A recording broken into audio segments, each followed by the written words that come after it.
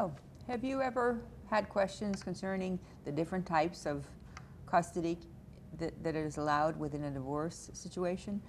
Well, let me give you a few tips on it. My name is Dr. Felicia, and I've had much experience in dealing with custody issues in many jurisdictions.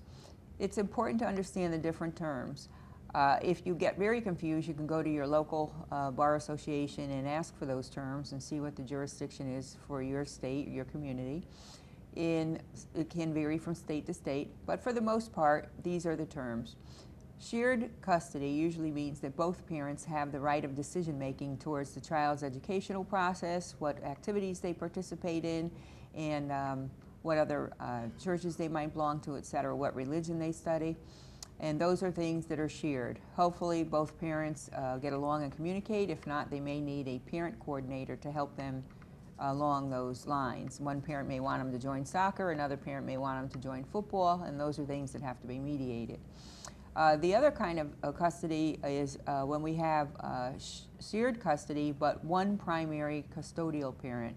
That means that the child has prime residence in that one parent's home 90% of the time, and the alternate parent may get the child every other weekend and certainly one night a week for visitation. So that's what's considered sole custody, prime residential custody.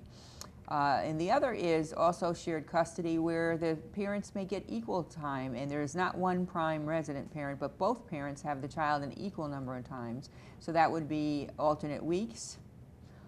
Some schedules call for the child to be picked up different days of the week. I don't advise that because we've had incidences where children get on the wrong school bus when they're going to a different parents during the school week. So it's rather important that keep that week clean for the child.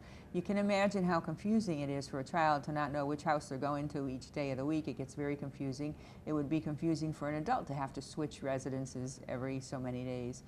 So please keep that in mind when you're planning, that if you're going to do shared custody on equal basis, that the child gets a solid week in one parent's home and then the next week in the next parent's home, if possible. That usually calls for both parents living within the same school district that the child attends. This is not always the case. But please keep in mind, regardless of the type of custody form that's set up, the importance is the benefit of the child. We must keep in mind the best interest of the child. So please have that communication open. And at the same time, don't expect that one parent is going to drop out of sight, because that child has a right to both parents being there. I do wish you the best of luck on this, and as always, consult your attorney for all further details. God bless and good luck, Dr. Felicia.